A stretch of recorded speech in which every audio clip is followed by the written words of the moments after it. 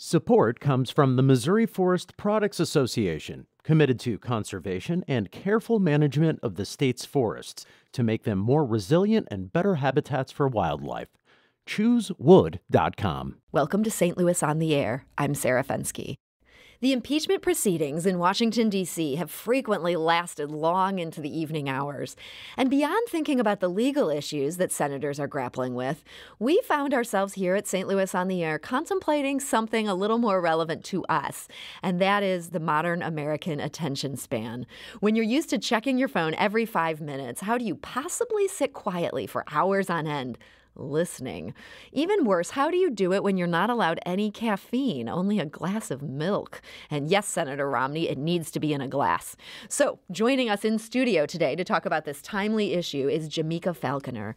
She's a professor of behavioral analysis in the Webster University School of Education. She also has a private psychotherapy practice in St. Louis. So Jameca, welcome to the show.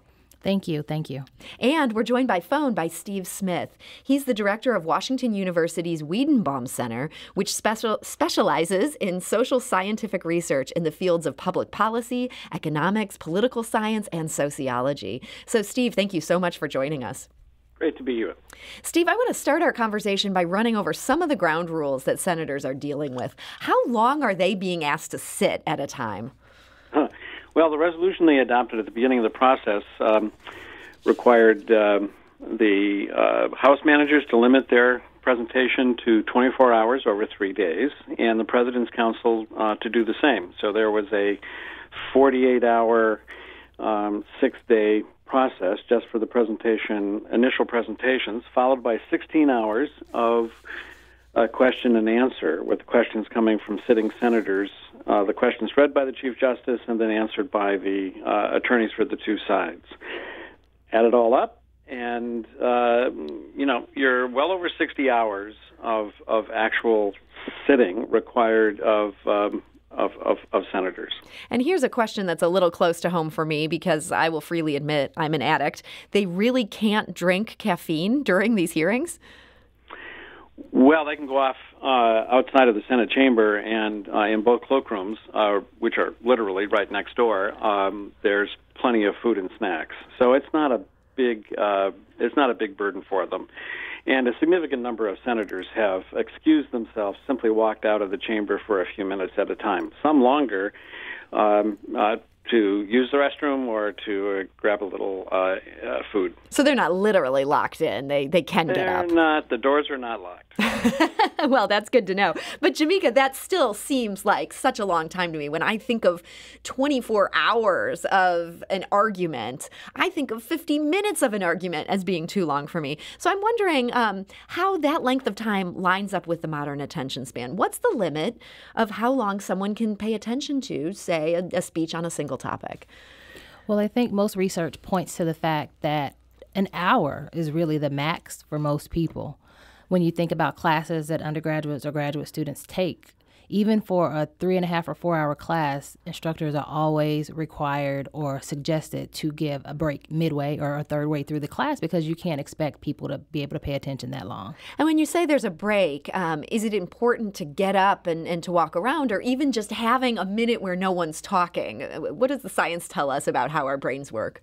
Well, science tells us that over the course of evolution, our brains have really evolved. So our brains have evolved by allowing more information to be encoded into memory and dealt with at one time. Because in 1986, we weren't having to deal with all of the stimuli and data that we have now, such as phones, tablets, laptops, social media, notifications even.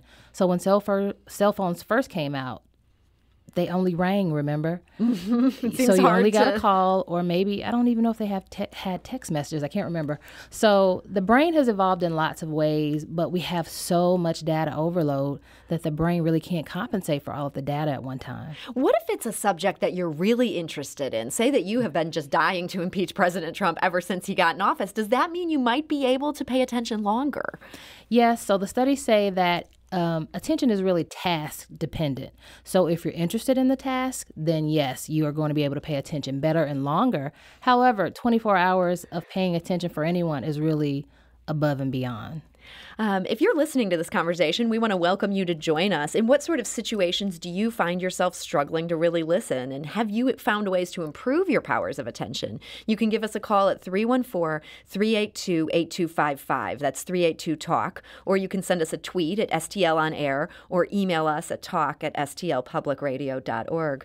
Now, Steve Smith, hearing what Jameca is explaining about what science says about how long people can pay attention, is that something that the Senate has factored in terms of breaks? She's saying that instructors are told not to go past an hour.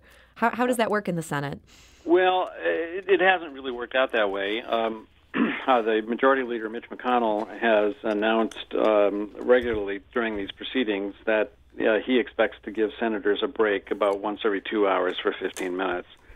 But as I noted, senators individually can get up at any time and leave the chamber. There's no rule that forces them to stay glued to their seat. Okay. Jameca, do we find that attention spans vary widely from person to person, or are we all sort of in that same mean? When we talk about attention, we talk about different parts. So you have what we call sustained attention, being able to pay attention to one task at a time for some amount of time. Then we have selective attention, which is what most people would employ when they're in a party and they're talking to one person at a party. But then what we are referring to now is divided attention. So being able to multitask or to pay attention to 1, 2, or 3 different things at a time. So that changes based on interest. It changes based on many, many, many other factors. Fatigue is one of them. Studies say that aerobic activity, so how cardiovascularly fit you are, has to do with, it determines how well you pay attention. If you're more fit, that might help you have a longer attention span? Yes, studies have shown that those who are more fit are able to pay attention better and longer because if you think about it, nerves, blood flow, all those things really play a part in it. Your body's just better conditioned. Yes. So interest is a part of it, diet, sleep. So it could be that the senators have not also gotten enough sleep. So that could also play a part in how difficult it has been for them. Steve, you've been observing this closely. Do you get the sense that most of them are trying their hardest to pay attention here? They are, though some of the inattention is deliberate and political, probably.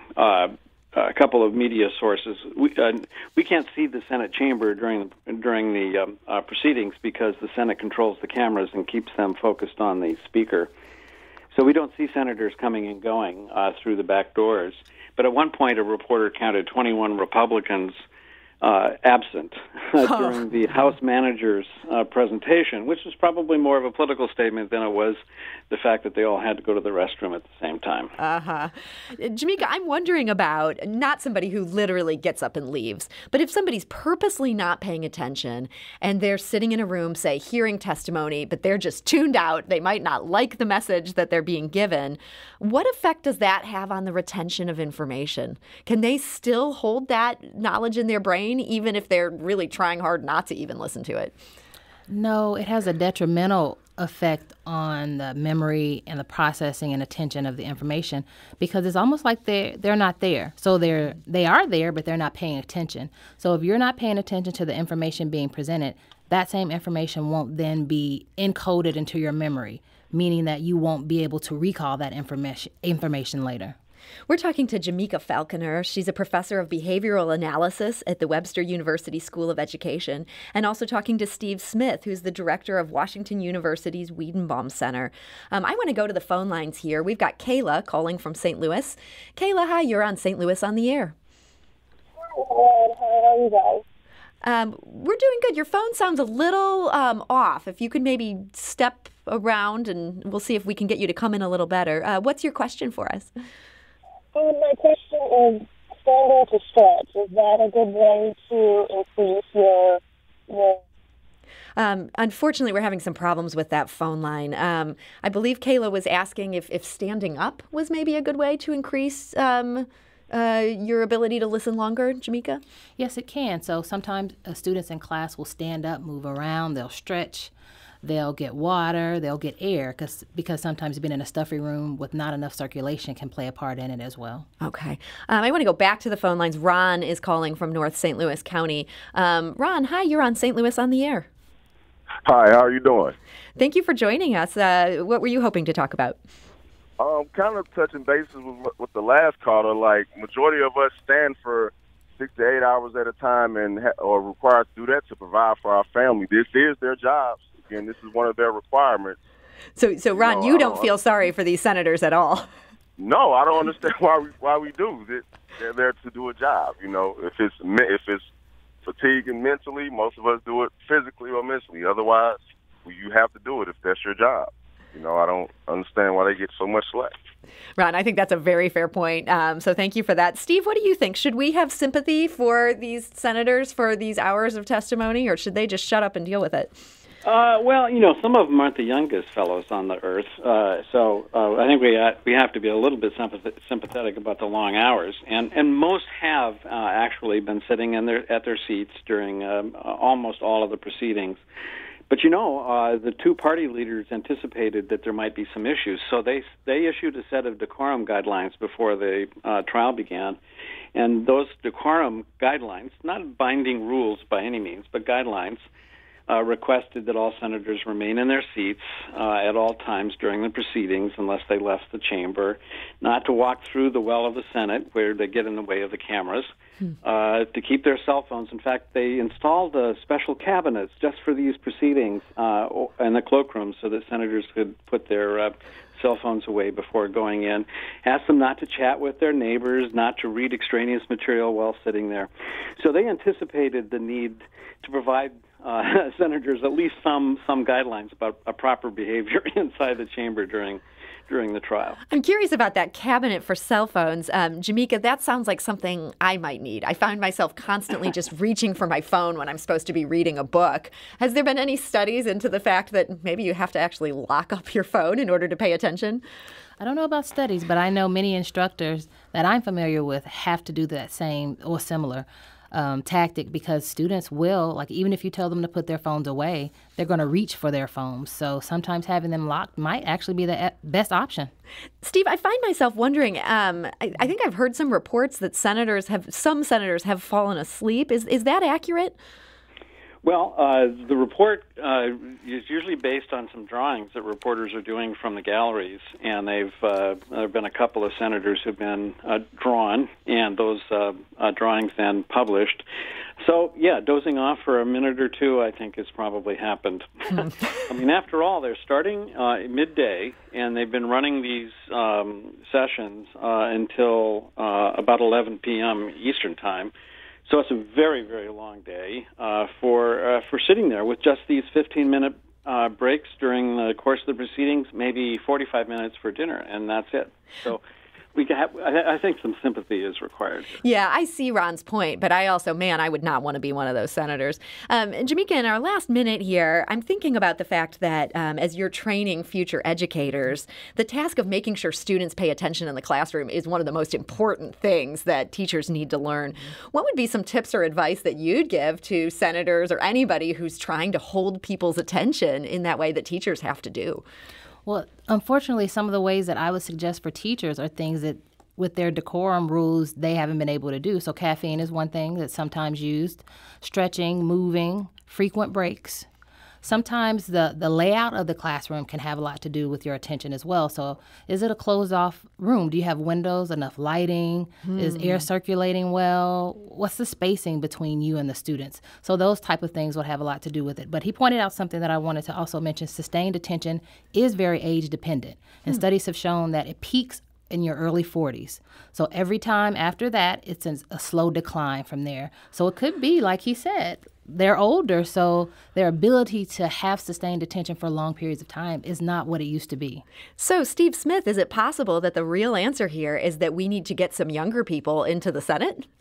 Well, I think that's been an argument made for many, many years, but they're about 20 years older than that 40-something on average, and so this is a fairly old crowd. I should say that there's one desk in the Senate. Back in the Republican corner of the Senate, it's called the candy desk. It's always assigned to a senator, and that senator is expected to keep that desk stocked with little bits of candy. And senators can walk over there and grab a piece of candy, violating the Senate precedents on not eating on the floor, and add a little sugar to their diet during a session. And that's been in place, at least since 1965. Well, it's good to know that there is some common sense in the Senate. So Steve Smith, director of WashU's Weidenbaum Center, thank you so much for joining us today. You're welcome. And Jameca Falconer of Webster University School of Education, thank you for being here. Thank you. This is St. Louis on the Air on St. Louis Public Radio, 90.7 KWMU.